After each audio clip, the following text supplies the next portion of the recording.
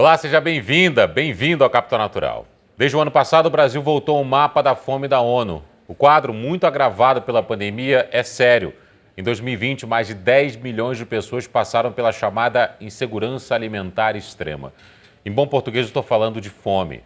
A metade da população brasileira passa hoje por algum grau dessa insegurança, ou seja, 125 milhões de pessoas nesse país não realizam 3 refeições ao dia ou não sabem se terão comida do prato na refeição seguinte. Por outro lado, uma pesquisa do Instituto Locomotiva, realizada durante essa pandemia, indica que a população pobre doa proporcionalmente mais do que os 25% mais ricos. O que nos diz sobre essa sociedade, seus desafios e o potencial crescimento no campo da filantropia? Para falar mais sobre esse assunto, eu vou receber hoje a Paula Fabiani, diretora-presidente do IDES, que é o Instituto para Desenvolvimento do Investimento Social, e autora de livros que abordam esse tema. Por exemplo, como Fundos Patrimoniais Filantrópicos. O Preto Zezé, produtor artístico e musical, empresário, escritor e ativista cearense, atual presidente global da CUFA, Central Única das Favelas, e o Igor Alexander Amorim, pastor evangélico há 6 anos, com ministério próprio na favela de Paraisópolis, em São Paulo, e coordenador do G10 Favelas. Sejam todos muito bem-vindos a esse papo, a essa conversa tão importante assim. Paulo, eu começo com você, perguntando um pouco sobre o IDES, como é que ele funciona e qual é a visão que o IDES e você também tem sobre o empresariado brasileiro nesse momento tão grave da pandemia que vivemos. Obrigada, é um prazer estar aqui conversando sobre esse assunto, é um assunto que nos fascina. O IDES, o Instituto para o Desenvolvimento do Investimento Social, é uma organização sem fins lucrativos que apoia famílias, empresas e organizações da sociedade civil nas suas diversas necessidades para ampliar o impacto de suas ações. Nós temos diversos projetos e iniciativas próprias também, inclusive na área de pesquisa. A gente tem uma série de pesquisas sobre cultura de doação e sobre filantropia estratégica. Realizamos eventos, debates e temos muitas publicações. Convido a todos a conhecerem no site do IDES as nossas publicações com bastante conteúdo. Mas falando um pouco do panorama sobre a cultura de doação, e em particular sobre a participação das empresas, dos empresários na prática, né, da doação filantrópica, nós vimos, né, no ano passado, 2020, uma doação sem precedentes aqui no Brasil. Temos como informações sobre as doações de empresas que elas se encontram na casa ali dos 3 bilhões de reais. E no ano passado, segundo o monitor da Associação Brasileira dos Captadores de Recurso, esse número chegou a 6,5, ou seja, mais do que dobrou, sendo que o volume de doações de empresas representam 5,5, né? Então, foi de 3 para 5,5. Teve aí um salto muito significativo na doação das empresas. Sobre a doação de pessoas físicas e de famílias, temos poucas informações. O IDES está realizando nesse momento, junto com a Ipsos, uma pesquisa sobre a doação de indivíduos. No caso das fundações, institutos, sejam eles empresariais ou de famílias, nós temos os dados do GIF, que estão ali também na casa dos 3 milhões. Mas o que a gente viu na pandemia realmente foi espetacular. O que a gente imagina? Que essa tendência continue. Nós temos aí grandes bancos se unindo para fazer doações para o enfrentamento da pandemia nesse momento, em particular, com apoio às cestas básicas, tentando enfrentar isso que você trouxe, né, que é esse fenômeno da fome, que a gente não via há muito tempo e que volta para o Brasil com tanta força, a desigualdade social. E acho bacana que você trouxe essa percepção em relação, né, a como as nossas famílias mais abastadas, elas ainda doam de forma tímida em relação a quanto doa o brasileiro que detém menos recurso, e nós publicamos em 2017 um relatório sobre o panorama da doação do Brasil, que trouxe que os brasileiros com renda abaixo de 10 mil reais doam 3 vezes mais do que os brasileiros com renda acima de R$ 100 mil. Isso em percentual da renda, tá? E não em valores absolutos. Mas o que mostra como a gente tem aí uma distância muito grande entre quanto as famílias com mais recursos doam e quanto aqueles, né, que muitas vezes já passaram por uma situação de vulnerabilidade e, portanto, se engajam, se mobilizam muito mais para ajudar o próximo e para ajudar quem realmente precisa. A gente faz um trabalho grande para tentar diminuir essa distância e realmente promover uma cultura de doação para engajar mais famílias, mais empresários e mais gente na prática da doação. Pedro Zezé, seja bem-vindo, meu irmão. Como é que é o trabalho da CUFA nesse momento da pandemia? A CUFA, inclusive, tem sido uma importante parceira do Grupo Bandeirantes, do Band contra a Fome, arrecadando milhões de toneladas de alimentos para distribuição também para moradores de áreas carentes do Brasil. E como é que surgiu a CUFA, Central Única das Favelas?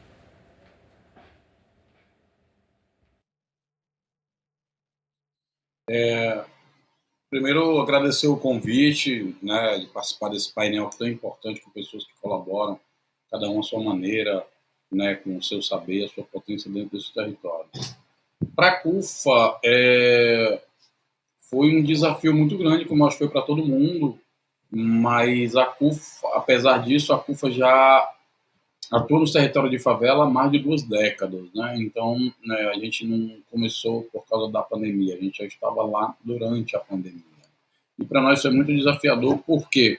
Porque de as pessoas não levarem em conta, as autoridades, né, que a pandemia acontecer num país desigual, ela teria impactos de maneira diferenciadas em diversos setores da sociedade. Isso fez com que algumas questões se agravassem mais ainda, né? Enquanto se pensava uma pandemia com álcool em gel, um distanciamento social, com fique em casa, você tinha uma parte das pessoas que moram nas favelas que estão encarando ter que segurar a onda dos serviços essenciais, que é quem mantém a sociedade rodando, né?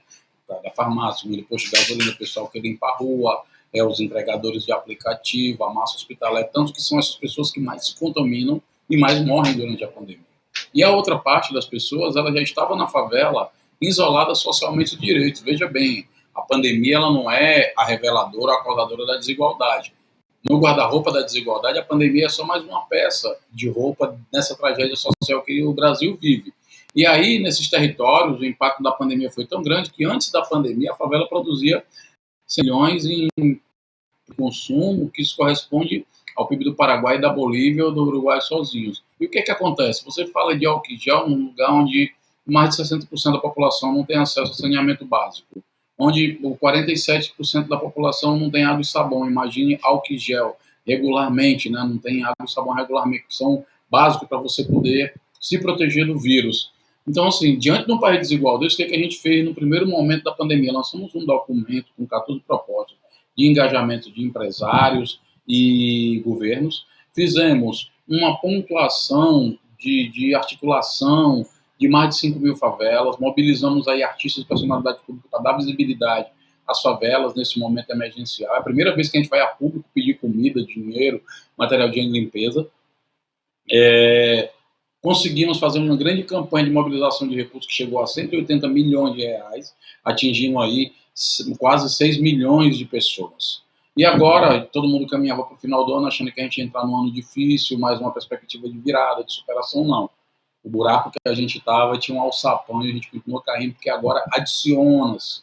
Né? O ano passado, se você comparar, nós tínhamos auxílio emergencial, nós tínhamos doações que seguraram a onda, seguraram a possibilidade de convulsão social, de aumento da dificuldade, ou seja, foram um paliativo ali muito importante para segurar aquela tensão daquele momento, mas agora a gente entra 3 meses sem auxílio emergencial, a gente entra com um número de mortos altíssimo, com as cepas, né, as variantes do Covid espalhadas pelo Brasil, o sistema de saúde beijando a lona, literalmente, né, em colapso, sem poder atender, pessoas morrendo em casa, e o advento agora da fome, porque a economia, né, cada vez mais que você demora a responder à questão de saúde, todos os setores da sociedade sofrem impacto, e a economia acaba asfixiando tudo, porque quando você não tem economia numa sociedade capitalista, numa economia que nem a nossa, você gera mais crise social. Então nós temos várias crises agravadas.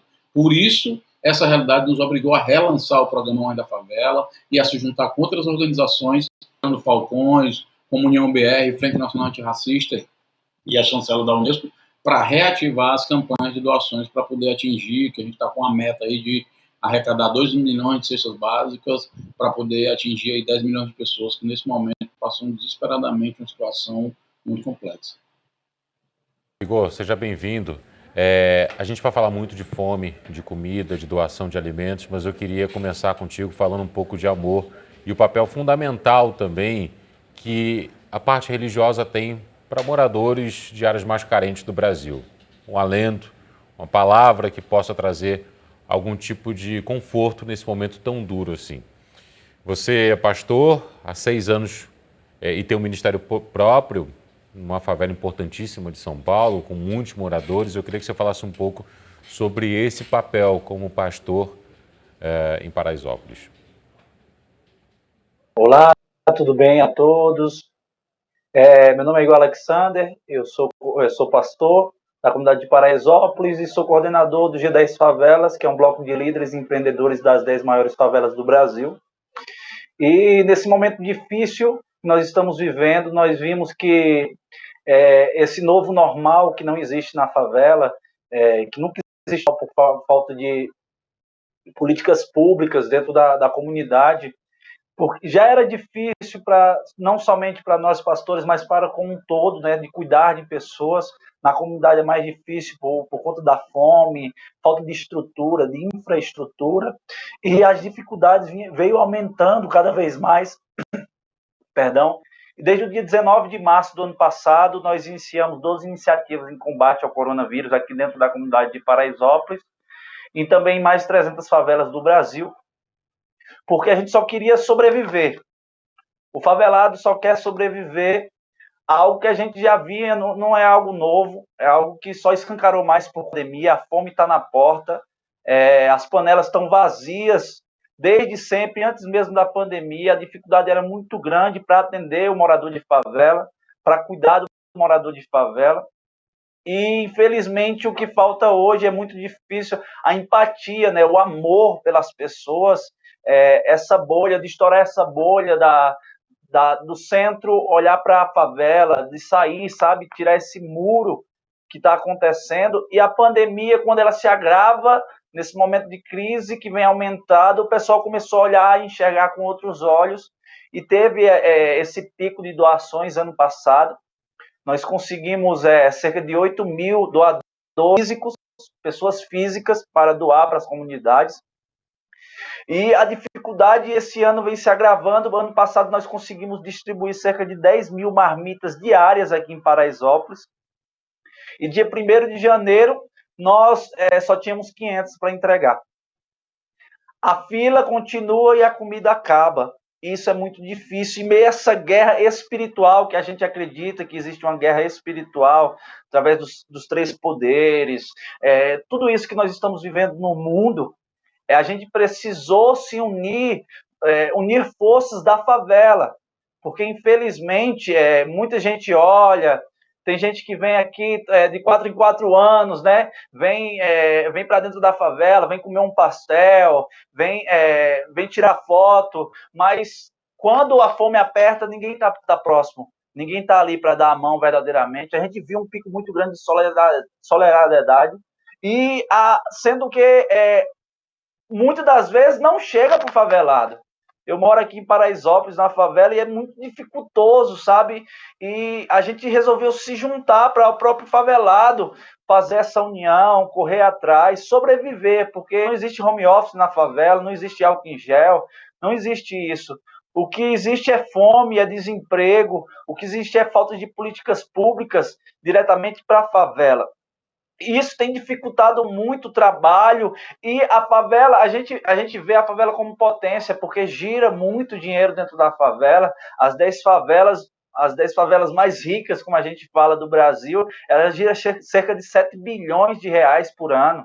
E hoje a gente estava trabalhando com empreendedorismo social, mas por conta dessa pandemia a gente teve que dar uma parada e começar a se unir para que o morador ela não venha morrer. E a gente tem perdido muita gente dentro da comunidade, por falta dessas políticas públicas, mas a gente tem fé e esperança, e a gente não, eu sempre falo todos os dias pela manhã, que a gente ora, a gente tem cerca de 120 voluntários aqui em Paraisópolis, que vai passar, que a gente tem que se unir, se juntar, independente do instituto, independente da ONG, independente da religião, independente da raça, independente da opção sexual, nós precisamos nos unir para a gente sobreviver a tudo isso que está acontecendo. Bom, devidamente apresentados, tanto o trabalho quanto os nossos convidados de hoje, eu quero ouvi-los então sobre esse momento de mudança de solidariedade, como é que vocês têm percebido? Esse que é o pior momento da pandemia até aqui, mas que a gente não sabe quanto tempo vai durar. E até mesmo uma cicatriz na área econômica, quanto tempo que isso vai durar. O Igor falou sobre o trabalho de empreendedorismo social dentro da favela, em acordar todos os dias e pensar, isso vai passar. Mas ao mesmo tempo de olhar para o lado e ver a panela vazia e de ter a tal da insegurança alimentar daqui para frente. E aí, vamos lá. Paula, vamos falar um pouco sobre como é que o IDES apresenta essa realidade ao empresariado brasileiro. O empresariado brasileiro está ciente de que a situação é muito difícil, ou a visão que ele tem nesse momento é só dentro do seu escritório, dentro da sua empresa, ao observar o funcionário que não consegue chegar ao trabalho, ou que adoece, ou que tem dificuldades para chegar por conta do transporte público, por exemplo? Então, Pablo, a gente defende que a empresa tem que olhar para dentro e para fora, né? E que as mudanças sociais, não adianta você só olhar para dentro e não cuidar do seu entorno, não cuidar da sociedade. Porque ter uma sociedade civil organizada, sustentável, que pode reagir, é essencial, inclusive, para os negócios, né? Porque você ter um ambiente onde a sociedade se preocupa com todos, é inclusiva, é empática, né? Como trouxe o Igor, é importante até para você ter um ambiente saudável para os negócios. Mas mais do que isso, o que a pandemia fez, porque muitas empresas se engajaram em atividades de doação, de que isso traz outros benefícios. Melhora o clima organizacional, principalmente quando você faz atividades onde a empresa doa, e o funcionário também pode se engajar na prática de doação, ou do voluntariado, de uma iniciativa. Isso melhora o clima organizacional, você tem uma possibilidade de reter os melhores talentos, porque a nova geração, ela busca propósito, ela busca ter orgulho, né, da instituição que ela faz parte. Então, isso também proporciona, né, um maior engajamento da sua força de trabalho. Então, tem um efeito aí muito positivo dentro da empresa, e para fora, ela também percebe um reforço da sua marca, e acho que é legal trazer que também na pesquisa do Brasil Giving Report, que a gente faz com a Charity Aid Foundation, que é essa organização britânica que promove a filantropia no mundo, nós mapeamos que 71% dos brasileiros, é uma pesquisa realizada em 2018, ou seja, isso já veio de antes da pandemia, né, publicada em 2019, 71% dos brasileiros, eles se declararam mais inclinados a comprar um produto ou um serviço de uma empresa que se engaja em causas, que doa e que se preocupa com o entorno. Então, isso já estava aí na sociedade brasileira, mas precisou a pandemia para dar um empurrão para que as empresas percebessem todos esses benefícios de se engajar. E o que a gente faz é promover isso junto com as empresas, né? Até porque uma pesquisa publicada pelo Datafolha sobre os hábitos e ações de solidariedade antes e durante a pandemia mostraram que 96% dos brasileiros têm o desejo de ser mais solidário, mas só 27% se envolvem em ações coletivas organizadas. Ou seja, existe um desejo, mas não existe ação. E as empresas podem ser esse espaço de solidariedade, elas podem facilitar também o engajamento dos seus funcionários, colaboradores e também consumidores em ações filantrópicas de impacto social. Acho que é importante mencionar, né, que existem mecanismos para fazer com que as pessoas se engajem, né? A gente tem uma plataforma que chama Descubra Sua Causa, que são 9 perguntinhas, é um teste, para você refletir sobre aquilo que você quer mudar na sociedade, qual é a sua causa, o que você quer realmente transformar. E a partir daí pensar na sua ação filantrópica. Então ali já tem, né, um caminho para a pessoa tentar refletir, e a gente tem implantado o Descubra Sua Causa em empresas, para a empresa também conhecer o que pensam os seus funcionários. Um outro espaço interessante que está levando as empresas a um maior engajamento é o que é chamado no mundo inteiro de Agenda ESG, que trata de questões ambientais, sociais e de governança. Então, na questão social, a gente precisa olhar para o entorno, para a localidade. O S, né, do social, ele é muito específico. Ele diz respeito a territórios. Cada território vai ter uma demanda, né, específica. A gente falou aqui de saneamento. Para algumas localidades, para alguns territórios, o saneamento é mais importante. Para outros, vai ser inclusão produtiva. Para outros, vai ser a questão de acesso à segurança alimentar, alimentos, né? Ou seja, cada território vai ter suas prioridades. Então, trabalhar também a partir das necessidades do território, da comunidade, daquela localidade, é fundamental para você poder ter um efeito sistêmico de impacto e solucionar os problemas de uma forma mais acelerada, né? Por isso que a gente também acredita muito nesse conceito da filantropia comunitária, onde você engaja as pessoas da comunidade para ouvi-las sobre as suas prioridades, para criar soluções que vão endereçar os problemas também de forma sistêmica, né? Também foi falado aqui a importância da colaboração. A gente precisa trabalhar junto, né? E é governo, empresa, sociedade civil. Não tem outro caminho. Os problemas são gigantes, são enormes, e a gente só teve uma deterioração dos problemas socioambientais no país e no mundo todo. E o único caminho é se a gente se juntar forças, né? Eu acho que o Igor já trouxe isso. O Preto Zezé também, na atuação da CUFA, é sempre através da colaboração, engajando diversos atores aí nas suas ações. Eu acho que esse processo de juntar, e o IDES trabalha muito essa articulação desses atores, porque você precisa também ter um diálogo, um espaço neutro, para chegar naquilo que é possível, é comum, e não, né, tentando evitar as diferenças, porque todos temos diferenças, mas a gente está no momento onde a gente tem que transpor as nossas diferenças e buscar esses caminhos comuns. Então, acho que é essa a ideia, né? Tentar também trazer as empresas para que elas percebam que elas têm que trabalhar de forma empática com as necessidades de cada localidade, ouvir, né, a partir do diálogo, da escuta, para realmente endereçar questões. Isso sem falar em todos os temas que a gente tem aí, que estão hoje em pauta, como a questão da equidade racial, equidade de gênero, né, violência, o aumento da violência contra as mulheres. São tantas as questões que a gente tem que endereçar, que só agindo juntos, e as empresas, né, tem empresas que têm um faturamento maior que países, né? Elas têm uma força muito grande, não só com o seu recurso, com a sua logística, com a sua capacidade, que muitas empresas têm colocado à disposição de causas sociais, mas também com a sua influência, com a sua voz, provocando seus consumidores a refletirem sobre questões que são fundamentais para o desenvolvimento do país. Zezé, você fez uma boa imagem quando você foi falar um pouco sobre o trabalho da CUFA, que a pandemia é uma peça no guarda-roupa da favela.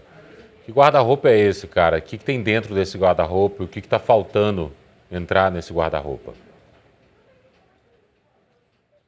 É como se a desigualdade, né, ela fosse um guarda-roupa e o Covid fosse só mais uma peça, né? Quando você olha para a favela e vê a série de desigualdades que lá estão instaladas, né, e faz tempo que estão lá, agora ninguém pode negar. A pandemia ela vai dar uma oportunidade para a sociedade brasileira decidir o que nós queremos quanto nação. Nós vamos seguir essa indiferença. As pessoas perguntam para mim, quando você acha que vai voltar ao normal? Eu disse, eu não quero que volte nunca mais ao normal, aquela indiferença diante de tanta desigualdade, de tanta injustiça, e não é por falta de dinheiro, por falta de riqueza, é por falta de um projeto de sociedade que olhe para si próprio e diga, nós não vamos mais naturalizar e aceitar que milhões de pessoas passem fome, que as pessoas fiquem sem emprego, que as pessoas não possam ter acesso à saúde. E a gente tem recursos, tem inteligência, tem um país bacana, um povo potente, mesmo com as dificuldades, e nós temos uma chance agora de olhar para nós mesmos, sentar nesse divã social, olhar para frente e dizer, nós queremos ser uma nação. Porque, do contrário, se a gente não compartilhar riquezas e oportunidades, a gente vai ser vítima de tragédias geradas por essa concentração de riqueza na mão de poucas pessoas ou corporações. A chance está sendo dada agora para se desenhar um outro perfil, uma outra lógica de sociedade, uma outra visão de política pública que não seja vista como favor de um político ou de um partido, uma sociedade que possa se organizar e participar ativamente das decisões do país, um projeto de país e não um projeto de poder ou de eleição para alguém, mas um projeto baseado em enfrentar essas desigualdades que apontam e comprometem até a democracia, comprometem a república. Se você olhar, nós temos 521 anos de existência no Brasil.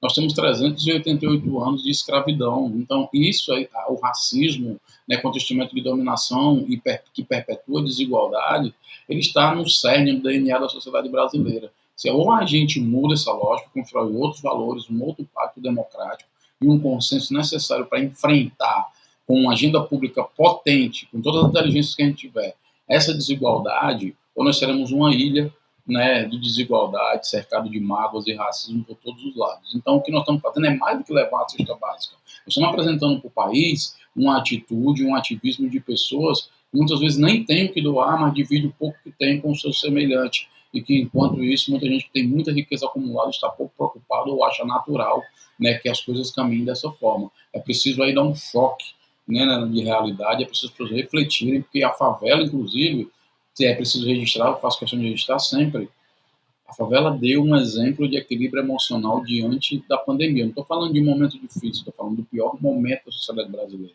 Mas eu não acredito que se a gente não, agora, fortalecer a favela, os trabalhadores que geram riqueza nesse país, os trabalhadores essenciais que fazem o país andar e não parar, nem durante a pior pandemia mundial, se a gente não compartilhar a oportunidade de riqueza, eu não acredito que eles vão ficar olhando para prateleiras lotadas de comida enquanto seus filhos choram ou morrem de fome. Infelizmente, quando eles partirem para cima dessas prateleiras, não é só para elas que eles vão partir. Aí é o caos generalizado, tanto que a gente não gosta nem de apontar para essa perspectiva, mas é preciso acender a luz de que essa possibilidade existe se a gente não intervir, se a gente não mudar agora. Tem muita gente pensando em 2022, pensando como é que vai ser o Brasil. A gente tem que fazer uma travessia agora nesse mar vermelho tumultuado para se manter vivo em 2021. Do contrário, nós não chegaremos a 2022 do jeito que a gente está pensando. E é preciso a gente começar a olhar para o Brasil e, diante dessas responsabilidades que cada um de nós tem, de fazer o seu papel, de procurar consenso, de procurar construir pontes. E de aí, nesse momento, nada é mais fundamental do que as pessoas que estão esperando por saúde, do que as pessoas que estão sem comer, que as pessoas que estão sem economia. Hora de olhar para elas. A agenda está posta. O que precisa agora é juntar todo mundo, esse grande mutirão para enfrentar e realmente ter um orgulho, né, de dizer, eu moro numa nação onde nenhum compatriota, onde nenhum brasileiro, ou uma brasileira, um brasileirinho, uma brasileirinha vai passar fome e dormir sem jantar, sem almoçar e sem tomar café da manhã. Igor, dentro desse guarda-roupa e dentro dessa realidade, há milhões de pessoas que durante muito tempo ficaram invisíveis. Pessoas, por exemplo, foram descobertas com o auxílio emergencial do ano passado. Mas eram pessoas que eram invisíveis ao Estado, mas sempre foram visíveis a outros pontos, por exemplo, a outros projetos, a igreja, o baile, o funk, por exemplo. A gente está indo para o final dessa primeira parte da nossa conversa. Eu vou deixar a parte do baile funk, que é um projeto que merece ser esmiuçado por mais tempo também para o próximo programa. Mas aí eu queria que você falasse onde é que entra, por exemplo, a religião, onde o Estado não entra. Por que a religião consegue entrar e o Estado não entra? O Estado sempre virou as costas. E por quê? O interessante é que o SAMU não entra aqui dentro da favela de Paraisópolis. Não sei por quê.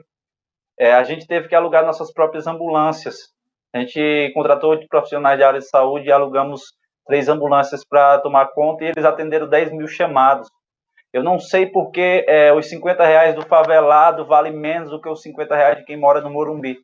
Eu também não sei por que a ambulância do Estado não entra aqui dentro da favela se a ambulância particular consegue entrar. Mas a igreja ela consegue entrar através do amor. Quando a gente tem amor, quando a gente tem empatia pelas pessoas, quando a gente sofre, porque nós somos os favelados. Quando dá voz a um favelado, como vocês estão dando aí, as pessoas começam a entender e a enxergar a importância de estar dentro da comunidade, ajudando quem está dentro da comunidade. Como esses que apareceram agora no auxílio emergencial, que ano passado foi entregue e esse ano vem uma mixaria que só dá para comprar um gás de cozinha, 2 pacotes de arroz e um pacote de feijão. Mas a igreja consegue entrar porque eu acredito que a igreja não tem medo. A igreja, a maioria delas não tem um preconceito que infelizmente hoje o favelado, nós favelados se tornamos marginais, à margem. Então, infelizmente, hoje o governo não está querendo chegar. Eu não ouvi falar em favela nas ações pelo governo federal, municipal, estadual, nenhuma atuação que não seja o auxílio emergencial, não teve nenhuma ação, nenhuma política pública efetiva para dentro da favela. E se as pessoas olharem para dentro da favela e verem os exemplos dos favelados conseguindo sobreviver, eu acredito que a Bíblia vai falar em Eclesiastes 3 que há tempo para todas as coisas. Teve um tempo de juntar pedras e um tempo de espalhar pedras. Esse tempo é tempo de chorar, mas também é tempo de correr atrás e vencer. E eu acredito que se todos nós se juntarmos hoje para combater a fome, combater o desemprego, sobrevivermos a essa pandemia, ter vacina para todo mundo, eu acredito que o mundo vai ser melhor. Vou ouvir o Igor no próximo programa, ou seja, no próximo fim de semana, sobre um projeto com bailes funk dentro da favela. O funk é muito importante para milhares de pessoas em todo o Brasil, não só como forma de divertimento, mas até fonte de renda também. E ali está um trabalho também muito interessante de entender a comunidade e de fazer mediação de conflitos. Mas esse assunto eu vou deixar para a próxima conversa, assim como mais perguntas que eu tenho a fazer, tanto a Paula Fabiani quanto ao Preto Zezé. A Paula Fabiani, que é diretora-presidente do IDES, o Instituto para o Desenvolvimento do Investimento Social. O Preto Zezé, que é produtor artístico e musical, atual presidente global da CUFA, Central Única das Favelas. E agradeço também ao Igor Alexandre Amorim, pastor evangélico e coordenador do G10 Favelas. A você que nos acompanhou aqui, até aqui um excelente fim de semana pela frente, uma excelente semana também, continue se cuidando, utilize máscara, álcool gel, fique em casa se puder e no próximo fim de semana estaremos de volta. Até lá.